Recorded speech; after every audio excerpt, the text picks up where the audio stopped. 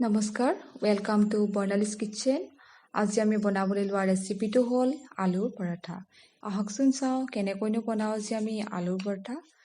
ভিডিঅ'টো শেষলৈকে চাব আৰু যদি ভাল লাগে মোৰ চেনেলটো লাইক, শ্বেয়াৰ আৰু ছাবস্ক্ৰাইব কৰিব আৰু কেনেকুৱা লাগিল কমেণ্ট কৰি জনাব। ইয়াৰ বাবে আমাক লাগিব দুটা আলু দুটা মই আগতে বইল কৰি থৈছিলোঁ, 6 চামুচ ৰিফাইন, এটা ডাঙৰ সাইজৰ পিঁয়াজ মিহিকৈ কাটি লৈছোঁ, দুটা জলকীয়া, সোৱাদ অনুসৰি নিমখ, 1 চামুচ জিৰা গুড়ি, 1 চামুচ ৰেড চিলি পাউডাৰ আৰু 1.5 চামুচ কচুৰি মেথি আৰু ল'ম 2 কাপ আটা। এতিয়া 2 কাপ আটা বাতি এটাত বাকি লৈছোঁ।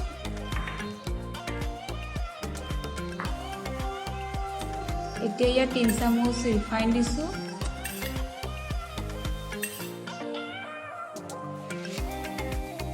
এক চামুচ নিমখ দিছোঁ।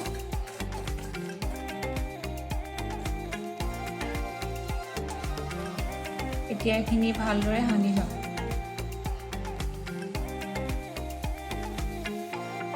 এতিয়া অলপ অলপকৈ পানী দি এইখিনি ভালদৰে সানি লৈছোঁ।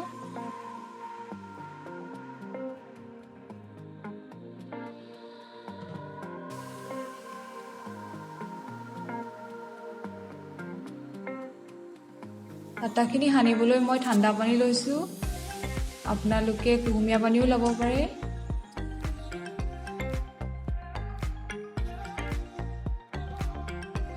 দহ মিনিটমান সময় এনেদৰে ভালদৰে সানি থাকিব, যেতিয়ালৈকে আটাখিনি কোমল হৈ নাযায়। এতিয়া অলপ সময়ৰ বাবে ঢাকি থওঁ। এতিয়া পৰঠাৰ ভিতৰৰ মিশ্ৰণখিনিৰ বাবে দুটা বইল কৰি থোৱা আলু, এটা ডাঙৰ সাইজৰ মিহিকৈ কুটা পিঁয়াজ, দুটা মিহিকৈ কুটা পকা জলকীয়া, 1.5 চামুচ কচুৰি মেথিৰ সলনি আপুনি ধনিয়াও ব্যৱহাৰ কৰিব পাৰে, 1 চামুচ ৰেড চিলি পাউডাৰ, 1 চামুচ জিৰা গুড়ি আৰু আধা চামুচ নিমখ। এতিয়া মিশ্ৰণখিনি ভালদৰে সানি ল'ব।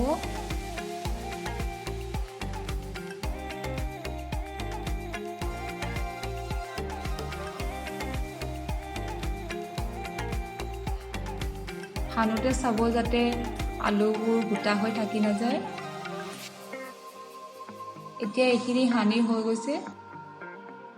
এতিয়া আগতে মঠি থোৱা আটাৰ লাডু এটা লৈ বেলি ল'ম এনেদৰে।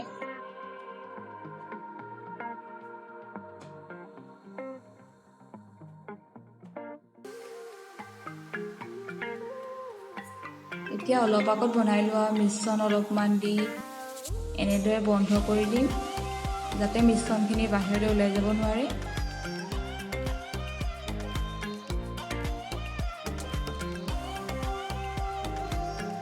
এতিয়া ৰুটিটো বেলি ল'ম।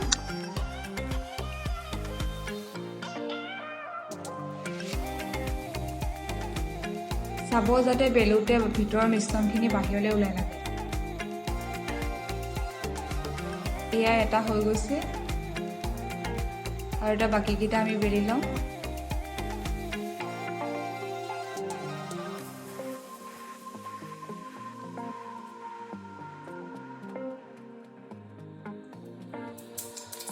এতিয়া এখন গৰম টাৱাত তেল বা ঘিউ দি পৰঠাটো দি দিম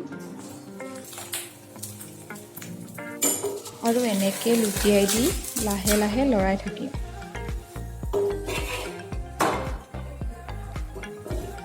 পৰঠাটো সিজালৈকে এনেদৰে লৰাই থাকিব লাগিব।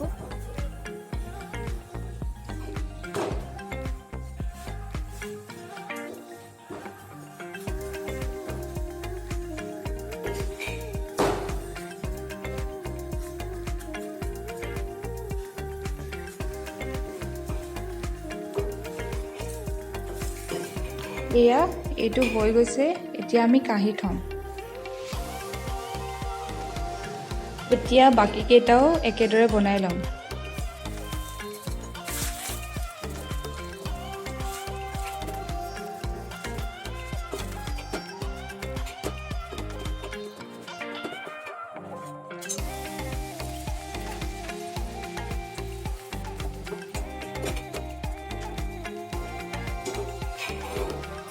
এয়া চাওক পৰঠাকেইটা হৈ গৈছে।